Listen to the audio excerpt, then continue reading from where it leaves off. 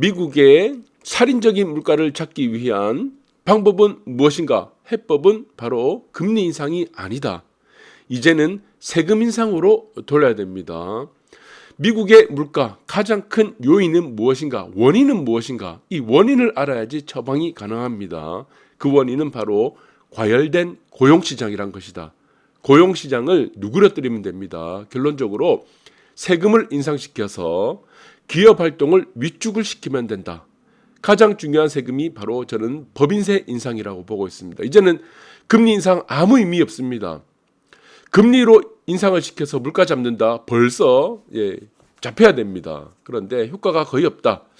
자, 여러분들 어제 새벽에 오늘 새벽이죠. 파월 금리 인상을 시켰습니다. 0.25%.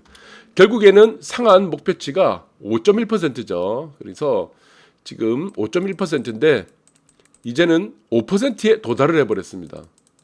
금리 인상을 할 필요가 없는 겁니다. 여기서 이제 또다시 금리 인상을 한다. 자, 이거는 이제 의미가 전혀 없고, 그래서 지금 연내 금리 인하도 없다고 지금 얘기를 했는데, 이 또 거짓말입니다, 이거. 자, 이 거짓말만 계속 반복을 하고 있는 거예요. 자, 왜 거짓말입니까, 이게? 여러분들이 잘 아실 겁니다. 지금 이전에, 지금 이제 파월 같은 경우는 소비자 물가 지수가 8.9%에 도달하면서도 금리를 올리지 않았습니다. 그러니까 시기를 놓쳤어요.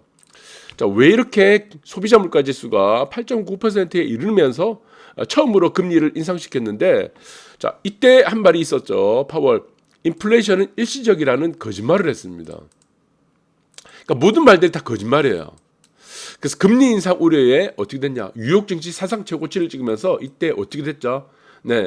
연준과 관계된 투기자본들, 투기자본들이 팔아먹기 시작했습니다. 이거 팔아먹기. 그러니까 빠져나갈 시간을 준 겁니다. 그래서 금리 인상을 계속 연기시켰다는 거다. 결론적으로는 소비자 물가 지수가 8.9%에 이르니까 그때부터 금리 인상을 시켰다는 것이다. 그러면 이제까지 계속 거짓말을 했었죠. 그럼 여러분들이 이 말에 신뢰가 갑니까? 연내 금리 인하가 없다는 말은 신뢰할 수 없다는 겁니다. 저는 6개월 안에 무조건 금리 인하한다고 봅니다. 아니면 3개월 안에. 자, 이거 뭡니까? 결론적으로는 이쪽에서 원하는 자산 매입이 끝나게 되면은 이 물가 상관없어요. 끝나게 되면은 반드시 금리를 인하하게 되어 있다. 아직 세팅이 끝나지 않았다는 겁니다. 자산 매입 세팅이 끝나지 않았다. 누가? 투기자본들이, 연준과 관계된 투기자본들이 아직 자산 매입을 덜 했기 때문에 지금 금리를 계속 올리는 거다. 저는 그렇게 보고 있습니다. 그리고 이제 뉴욕 증시가 지금 이제 급락을 했었는데 막판에 가장 큰 요인 중에 하나가 예금자 보호 안 한다고 하는 겁니다. 예금 보호. 포괄 보험을 안 한다는 거예요. 그러니까 이 옐런이라는 사람도 계속 거짓말을 하고 있습니다. 옐런. 옐런은 어제까지 뭐라고 했습니까? 모든 예금에 대해서 예금자 보호 조치를 한다고 했죠. 모든 예금. 여러분들 기사 찾아보시면 알 것 같아요. 그런데 하루 만에 또 거짓말을 하고 있는 겁니다. 그러니까 파월이라는 사람과 옐런이라는 사람은 이게 지금 고집이 아니에요. 여러분들 이 사람이 고집이 센 사람이라고 착각하는데 고집이 아니고 고집을 넘어선 아집입니다. 아집. 누구의 입장만 바라보고 있습니까? 투기자본만 입장을 바라보고 있는 거예요. 투기자본들. 배경이 투기자본들이기 때문에. 그러니까 미국이 망하든 말든 이 사람들은 상관없어. 자기의 이익만 쫓아가서 지금 생각을 하는 사람이고, 그러다 보니까 무엇이 되겠습니까? 계속 거짓말을 하는 겁니다. 계속 거짓말. 어제 했던 말이 오늘 했던 말하고 또 달라요. 오늘 했던 말은 내일 했던 말하고 할 말하고 또 다르게 되는 겁니다. 그러니까 결론적으로 이제 포괄 보험을 할 거라고 생각했던 부분들이 이제는 예금자 보호 조치를 안 한다. 전액 보증 안 한다고 하니까 이제 남은 거는 뭡니까? 은행들 파산밖에 없는 거예요. 예금 보호 안 하는데 결론적으로 또 금리를 올렸죠. 금리를 올리게 되면 어떻게 되겠습니까? 지금 이제 지방은행들 이쪽에 있는 소규모 중소은행들이 갖고 있는 채권이 있습니다. 채권인데 채권이 어떻게 되냐? 평가손이 나타나는 겁니다. 평가손. 손해가 이제 더 늘어나는 거예요. 이제 믿을 수 없는 겁니다. 여기서 뱅크런이 나타나게 되면 무조건 파산하게 되어 있습니다. 금리가 올라가게 되면 채권 가격이 떨어지는데 돈 달라 그러면 어떻게 되겠습니까? 싼 가격에 팔아야 되지. 채권은 들고만 있으면 만기까지 갖고 있으면 손실이 없습니다. 우리가 입표금리라고 하죠. 쿠폰금리에서 정해진 매년 금리만 이제 금리 이자 소득이라고 합니다. 그거 받아 챙기면 되는 거예요.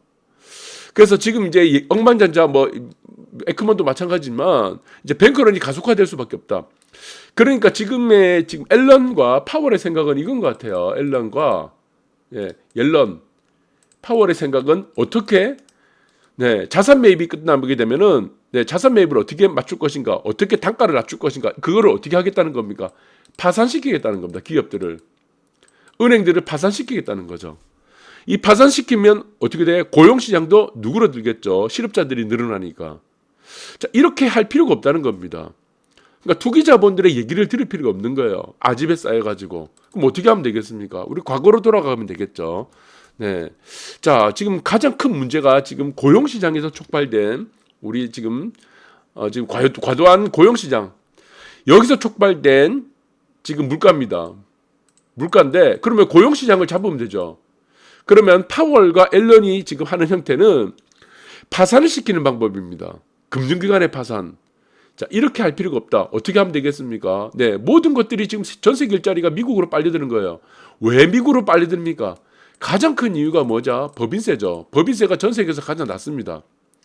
자, 이 문제는 트럼프가 만들었습니다.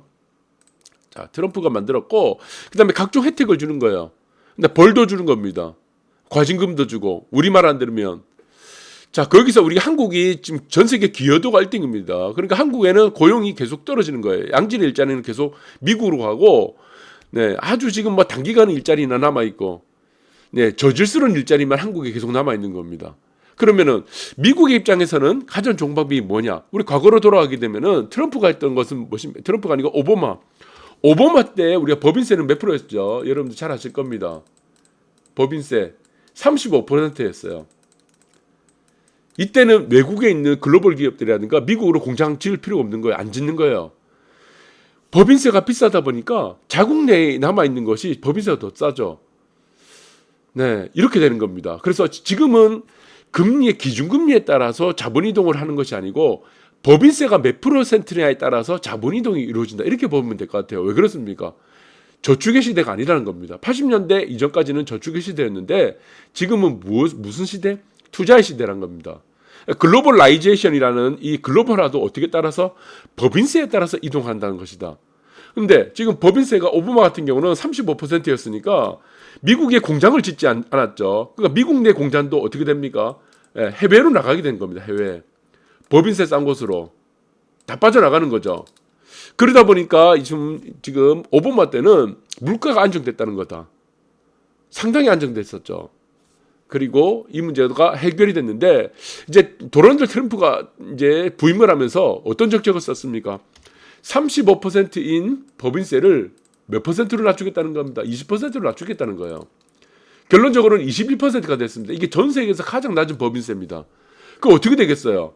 일자리가 어디로 가겠습니까? 공장과 일자리가 어떻게 되겠습니까? 플러스 일자리. 전부 미국으로 가는 겁니다. 미국의 물가는 가만히 있겠습니까?